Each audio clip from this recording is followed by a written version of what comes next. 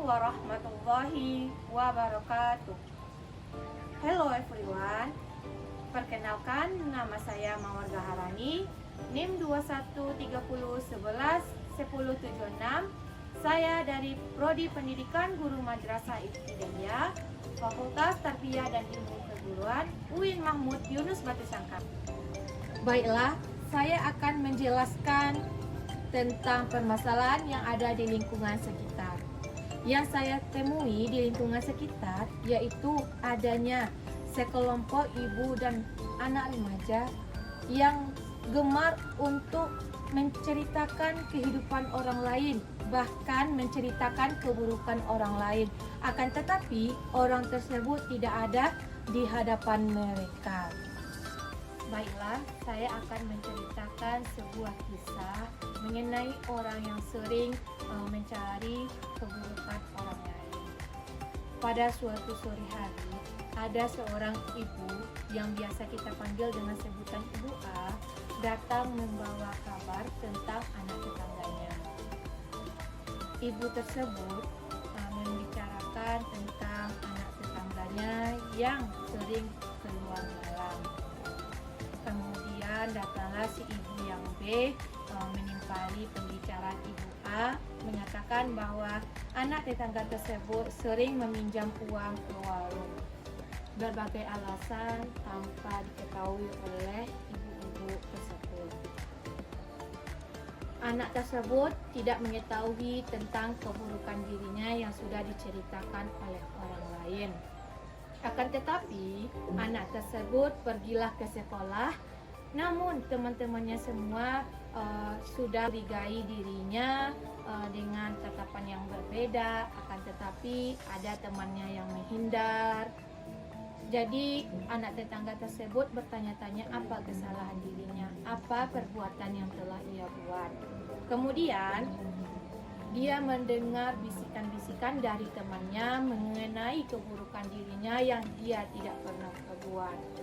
Akan tetapi alasan dia sebenarnya dia sering keluar malam, yaitu untuk melunasi hutang-hutang ibunya, terutama dia lembur bekerja di sebuah pabrik. Dengan alasan lain, karena ingin membantu kehidupan keluarganya. Akan tetapi anak tetangga tersebut tidak pernah mengeluh, bahkan menceritakan betapa sulitnya kehidupannya kepada orang lain. Kemudian keesokan harinya, Ibu A, Ibu B beserta teman-temannya datang menemui anak tetangga tersebut untuk meminta maaf dengan tulus. Pelajaran yang dapat kita ambil dari sebuah cerita yang sudah saya jabarkan yaitu sebelum kita berbicara, kita harus mencari kebenaran, karena nanti dapat merusak hubungan tali silaturahmi. Baik, saya akan menjelaskan mengenai pengertian ghibah. Ghibah merupakan perbuatan yang menceritakan keburukan orang lain atau aib orang lain. Biasa kita sebut orang yang sering mengurus kehidupan kita. Ghibah merupakan dosa yang besar dan dilarang keras oleh Allah Subhanahu wa Ta'ala. Karena ghibah tersebut merupakan perbuatan yang sangat tercela. Ghibah diibaratkan seperti memakan daging bangkai saudara kita sendiri. Ghibah dapat berbentuk lisan, tulisan, bahkan bahasa tubuh kita. Baiklah, saya akan menjelaskan mengenai dalil ghibah. Yang pertama terdapat dalam surat Hujurat ayat 12. A'udzu billahi minasyaitonir rajim. Bismillahirrahmanirrahim.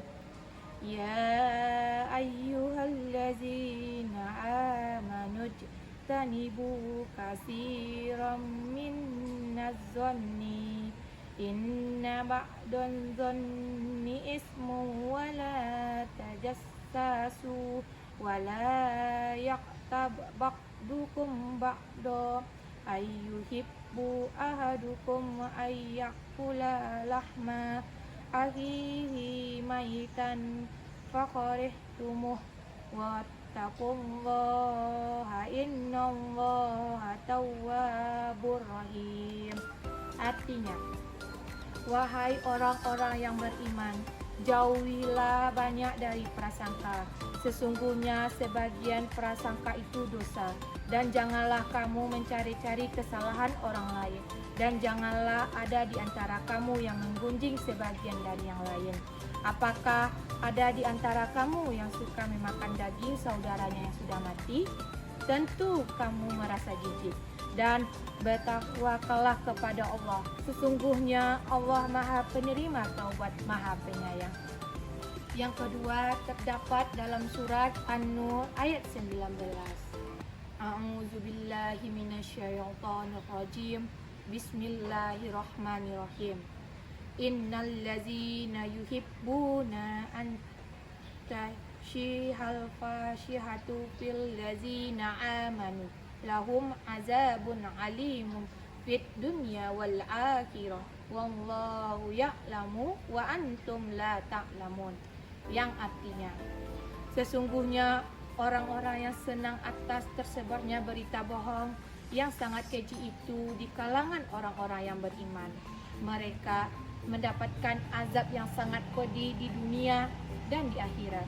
Allah mengetahui sedangkan kamu tidak mengetahui. Materi selanjutnya mengenai hadis tentang ghibah. Yang pertama terdapat hadis riwayat Muslim. Al-muslimu man salimal muslimuna min lisanihi yahdi. Artinya, seorang muslim yang sejati adalah bila kaum muslimin merasa selamat dari gangguan lisan dan tangannya. Hadis riwayat Muslim. Hadis yang kedua, kunna ma'an nabi sallallahu alaihi wasallam fartafa'at rihu bihati muntinatin faqala Rasulullahi sallallahu alaihi wasallam atadruna ma hazihi riyahu hazihi rihu allazina ya'tabunal mu'minin.